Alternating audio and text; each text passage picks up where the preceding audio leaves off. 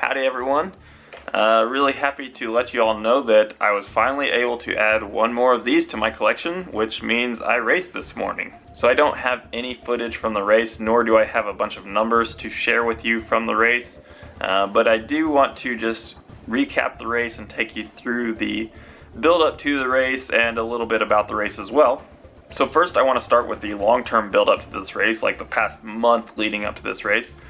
So 4 weeks ago, I told you all that I was going to do my first race in about a year.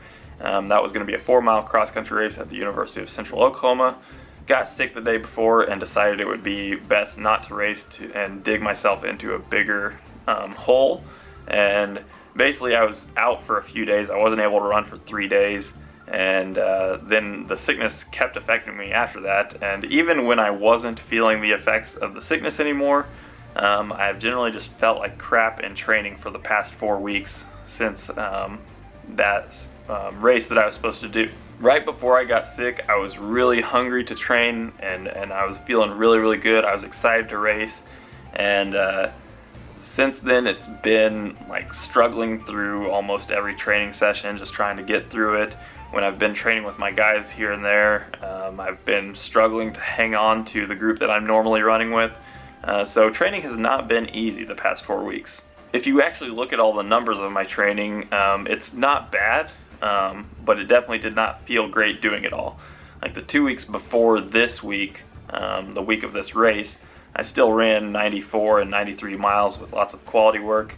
And I think that's part of the reason why I was feeling like crap through it all, because I was running the highest volume that I had in the past year with a lot of quality work, and that's just hard work, and I was feeling the effects of it. So this week going into the race, I actually took Monday off. I really needed a day off, and then dialed the mileage back a little bit, not a ton, but I definitely dialed the quality work back quite a bit. I just did a light workout on Wednesday, a moderate run plus some hill reps, and that was all I did this week as far as quality goes before the race. Once tomorrow is done, I'm still going to get 70 miles with a day off this week, so not bad at all. So mileage is still up there. Definitely didn't unload completely for this, but I did unload quite a bit still.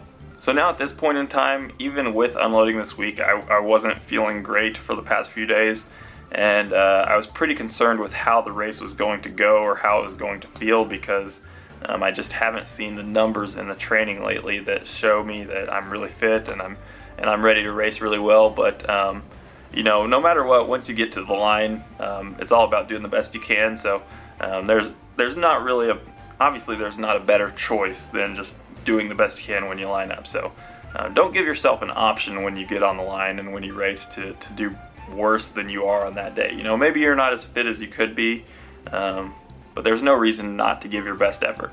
So that was my plan going into the race. So now let's talk about the short-term build up to the race, what happened yesterday and today. And keep in mind, none of these things are excuses. I just want to give you an accurate picture. I want to paint the picture for you of what the build up to the race was like for everybody, not just me. So I'm not making any excuses for the way I raced, because frankly I'm pretty happy with how I raced. They're not excuses at all, but it just made the racing conditions pretty difficult for everyone. So we jogged the course yesterday afternoon, and it wasn't in that bad of condition. It was a little bit soft, but then towards the end of our run there, and when we were driving to our hotel, we got quite a bit of rain, and then we got more rain overnight, with more in the morning as well. So the course was definitely getting a lot softer for us. So I woke up around 5:20 a.m. or so, had breakfast around 6. The women's race was scheduled for 9 a.m. They were going to race a 6K, and the men were racing an 8K starting at 10 a.m. 8K is just short of 5 miles. I think it's like 4.97 miles, just to give you a different measurement there. So the interesting thing about this race is that storms were imminent.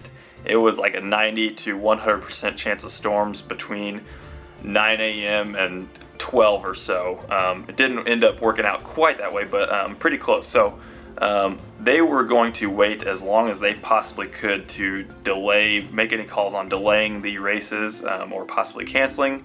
Our women were warming up like normal, and this was at 8:55 a.m., 5 minutes before the start. We're in our huddle right before the race starts, and while we're talking, they come on the PA and say that they are going to postpone the race because lightning is on its way, And that was a good decision because about 15 minutes later, lightning was in the immediate area, so both races ended up getting delayed. The men weren't really affected too much because we hadn't started our warm-up yet, so it wasn't that big of a deal other than the fact that we had breakfast really early and didn't really know when we were going to get to race next, so it wasn't like we were going to go eat a big meal before we race and warm up and everything, so didn't know what to expect at this point. While we were waiting out the storm, some pretty heavy rain came through again, softened up the course even more, and finally about 2 hours later the women were able to start at 11 o'clock and the men went at 11:45 or so after that. So now to talk about the actual race. The weather was actually pretty solid for us while we were racing. I never felt too hot or too cold during the race. It was just about right. The only thing weather-wise that was really affecting us was a little bit of wind. The wind would pick up at times because rain was still scattering around there and everything, but it wasn't that bad. The main thing that was slowing us down was the course itself and how slick and muddy it was. If you've never been to Rimrock Farm at the University of Kansas, it's a very beautiful historic course, and the college course is actually very, very easy. There's kind of an up top section out of the woods. Then we mostly stay up there, but you can go back in the woods where there's some bigger hills back there, and the high school 5K courses go back there a lot more than the 8K course does. I think the college, they just want it to be a fast course, I guess, so they don't go back in the woods. That's a little disappointing, but that would have been rough back in the woods today with all the mud. So just to give you a little bit of an idea of the conditions of the course, I'll show some videos here of the aftermath. This was when I got back home and all the mud was dried and caked onto my legs and everything and what my spikes looked like, but it was pretty sloppy. So finally the gun goes off, and as I said, I'm pretty conservative off the line. I'm not trying to get a really good position or anything because this course doesn't narrow down very quickly at all and is never really super narrow, and there's not a whole lot of people in this race either. Maybe 130-ish, something like that.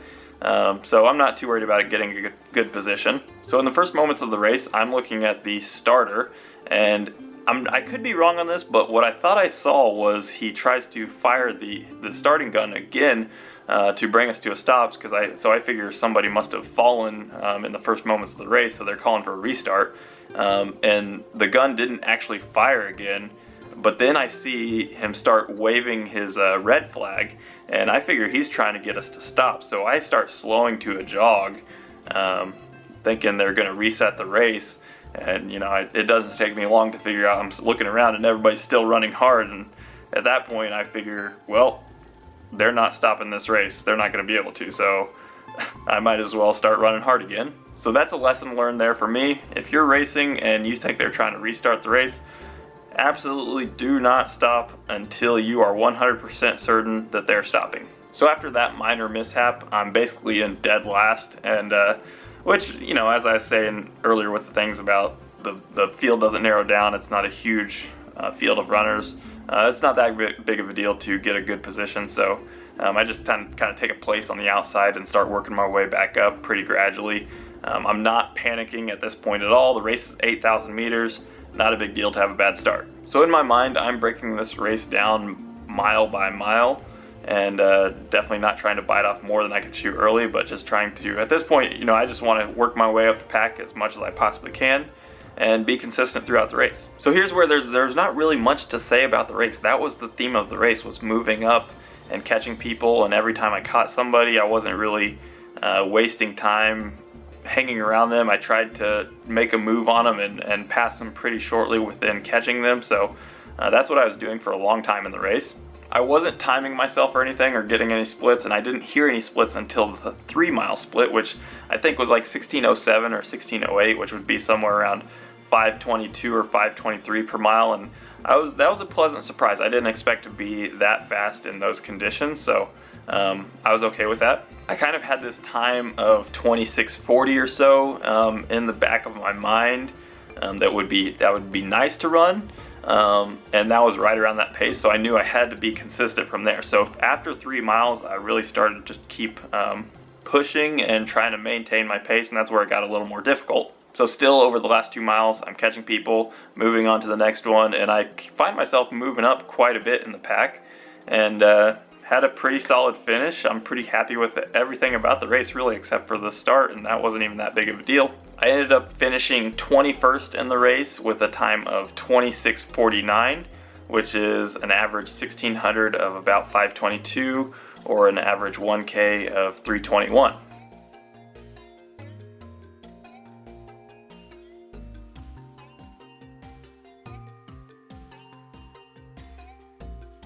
So finally, my first race in 13 months is done, and I can start looking at the numbers a little bit and figure out what does 26:49 for 8,000 meters mean today. Well, it's kind of hard to figure out because I've never raced that 8K course before, and the conditions were really sloppy. So the best I can do is look at other people that raced the course before and how they did this year. So the winner of this year's race was Joe Moore, and he's a really good runner. He's run like 14:0 something in the 5K, 63 minutes in the half marathon, and 2:18 in the marathon. Today he won the race and ran 25:30 or so. Last year he won the race as well and ran 24:09. So I don't know if he could have run faster or not one year to the next. Maybe he wasn't given everything he had today. He was just trying to win. But either way, he ran 80 seconds, around 80 seconds faster last year. Then when I go back and look at other runners that were in the race both this year and last year, most of them did run about 60 to 90 seconds faster last year compared to this year. So if I take my fitness today and run in conditions like last year, maybe I could have run 25, 30, or 40. I don't know. The time is what it is, and I'm happy with it. So I'm not saying I'm a 25:30 8K runner right now. I ran 26:49, but just to put it, just to get a more accurate gauge of my fitness, I think that's useful to compare things that way.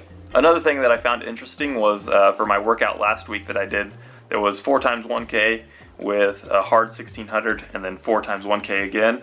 I was trying to do those 1Ks at around 8K race effort, and I think I averaged 321 or 322 for those 1Ks, and that's pretty much what my average was today, except with much sloppier conditions. Last week was still a little bit sloppy, but today was way muddier, and it slowed me down way more today than it did for that workout last week. So it was nice for me to know that I was actually able to rise to the occasion and race at the fitness that I've been showing in my training. So that was good. So now the last thing that I want to talk about in this video is, where am I going from here? The thing that I'm certain of right now is that my body is in need of a little bit of a break, maybe a couple weeks, and I'm not sure if I want to take that now or maybe get in just a couple more weeks of training. But either way, I'm going to take a break soon because I've been training pretty well for the past 20 weeks, building in mileage and quality, and that's catching up with me a little bit. Last May is when I did my first quality workout in several months, and so I've been doing quality work ever since then and slowly building mileage. Over the past 20 weeks, I've averaged about 70 miles per week, which I'm very happy with because especially in those first several weeks, I'm running around 50 miles in a week and very gradually building. And in the past several weeks, I've run probably 4 or 5 weeks of 90 to 95 miles. And that's finally been a point where my body has been like, whoa, that's a lot of work there. I can't adapt to it that fast, especially with all the quality work. So my body's feeling it, and I need a little bit of a break. I know it seems kind of weird to train for 20 weeks and only do 1 race at the end of that, but that was kind of the goal. As is, I don't race very often. I think that helps me stay hungry for the race and love racing more. But I definitely do want to race more than that, but I just didn't think I needed the stress of racing yet. After 8 months prior to May, I was injured for those 8 months basically, and I didn't want to jump back into racing too quickly. I wanted to establish a good base of fitness, and I have done that now. So I think 2 weeks off with very minimal training will allow me to recharge the batteries and really adapt psychologically and physiologically and let my body absorb the past 20 weeks of work. And then after that, I'd be really hungry to start training again. I would have a much better foundation base of fitness building into my next cycle. I wouldn't have to build mileage as slowly. My quality work could start out faster than it did before, and then is when I would really be able to race more. So I've got some ideas floating around in my mind with what I want to work for next. but I'm not committed to anything yet, so I'm not going to tell you what those are right now, but hopefully I'll figure that out soon. And that'll be it for this video, and I'll see you in the next one.